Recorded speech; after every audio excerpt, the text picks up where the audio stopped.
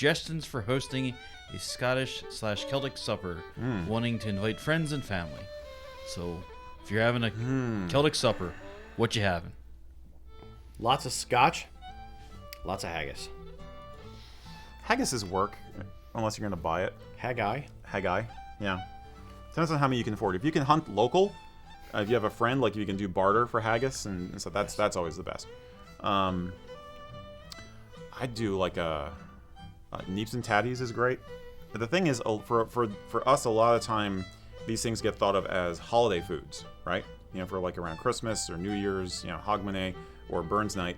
But you could technically eat them anytime. They tend to be heavier, kind of comfort food. Yeah. So I think Neeps and Tatties is great. A beef stew is classic. A lamb stew is really good. Fish and chips. Yeah, if you want to go casual. Yeah. Homemade fish and chips is the bomb. Yeah. If you're willing to do it. Yeah. So it's more of a party, like you want finger food kind of stuff, that could be good. But if you want a formal dinner setting, I would personally probably go for a stew. That's very traditional. Yeah, stew's good. I'm going immediately to alcohol, as I do. What I would do is I would have a mini whiskey tasting. I would have maybe, if you're trying to do a pan-Celtic thing, maybe an Irish whiskey, maybe a Welsh whiskey. I don't know if they make Welsh whiskeys. I'm assuming they do. Maybe, and a couple different scotches, or do an Isle of Scotch, a Speyside, a Campbell, whatever.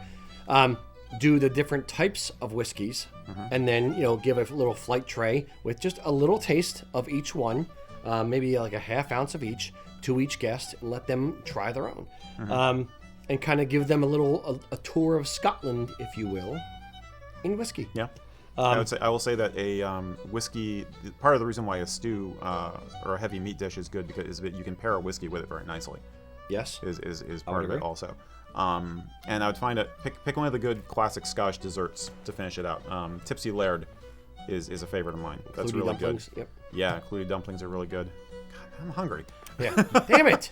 It is almost 5. So. Yeah, but it's kind of a lot of the stuff we think of as like classic American meat and potatoes kind of food is actually UK based, and some of it is Scottish. So yeah, I think a lamb stew and Neeps and Tatties would be perfect. I agree. But make it a cultural experience, and that's it. I don't want to go like full on burn supper of like bring in the poems, bring in the music. But if you want to bring in a little bit of experience and make it a thing, then I would say do a 3 or 4 whiskeys minimum, and then maybe bring in some music before you serve the food. But make it a whole cultural experience, and sure. Maybe do one course from the main course from Scotland, the dessert from Ireland or whatever, and try a few different things and bring it in, or stick with one country and just try a few different things. And again, these are traditional things; these aren't contemporary necessarily. But yeah, give it a full 360-degree experience.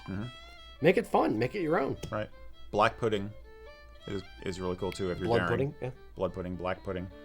Yeah. No. No, creeps me out. Can't do it. Okay. Can't do it. Okay.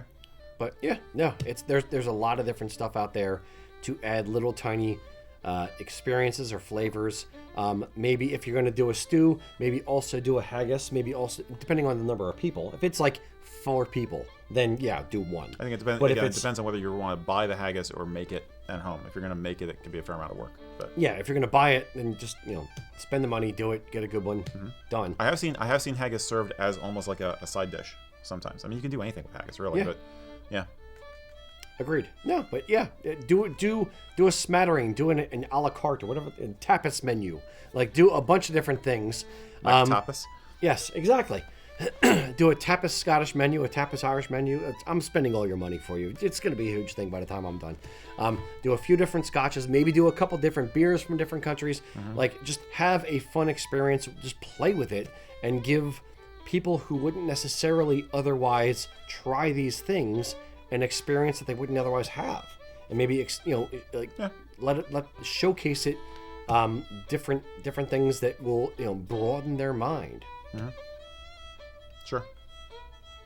He's like, yeah, whatever, sure, fine. I'm just hungry. I know. I got lamb stew on the brain now. Indeed. If you were going to host your Scottish, Irish, Celtic dinner party? What food would you prepare for the guests? More importantly, what scotches would you bring for the flight tray? To check out other Celtic content, we have a few other videos over here.